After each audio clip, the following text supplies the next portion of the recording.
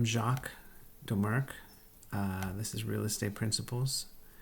And the term I'm choosing to do for my third SIR, the first video SIR, is fiduciary responsibility.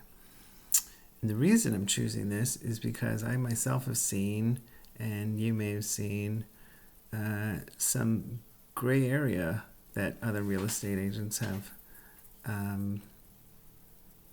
entered into with this term. And I wanted to be clear for myself and for the class to really flesh this out and figure out what this means and what it doesn't mean.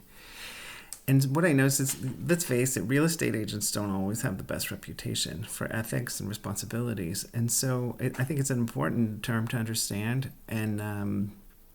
And here it goes.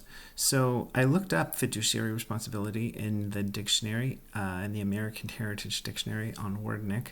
And what it says is that fiduciary means the duty of acting in good faith in regards to the interests of others. And so in real estate, I went to the National Association of Realtors website, and they went further to define fiduciary responsibility as characterized by 7 different terms, which are loyalty, confidence, obedience, disclosure, reasonable care and diligence, and accounting. Maybe that's 6. Maybe that's 6 terms. But anyway, loyalty, what they mean by loyalty is that prohibits you from working in your own self-interest. You can't, if someone comes to your brokerage and has a property listed for below market, what you think is below market, you buy it and then flip it. That's not the loyalty. You're not allowed to do that.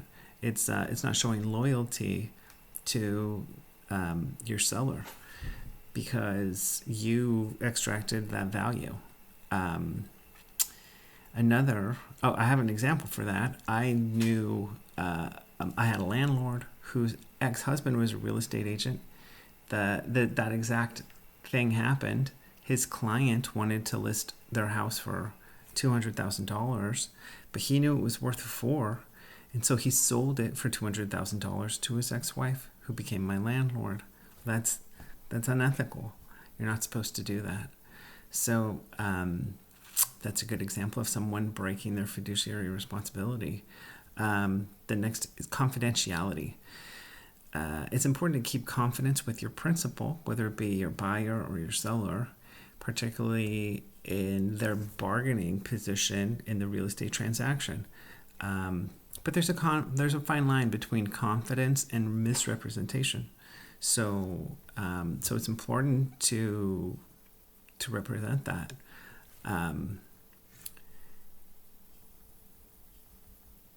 Disclosure.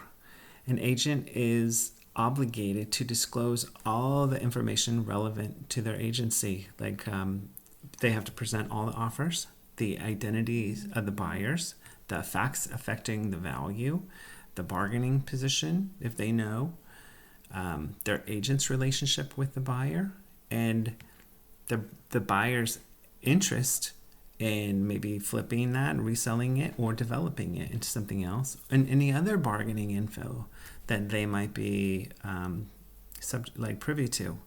The disclosure for a buyer's agent would be the seller's bargaining position, the relationship to the seller, if they have one, any facts affecting that value, how long it's been on the market is irrelevant, and again, any other bargaining information.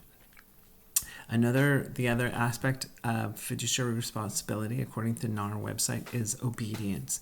An agent is responsible to follow out all the instructions their principal set. Of course, that doesn't apply if the instructions are not lawful, and we've been through stuff like that before. We've been through those terms. The next is reasonable care and diligence. An agent is obligated to show reasonable care and diligence to pursue the principal's affairs.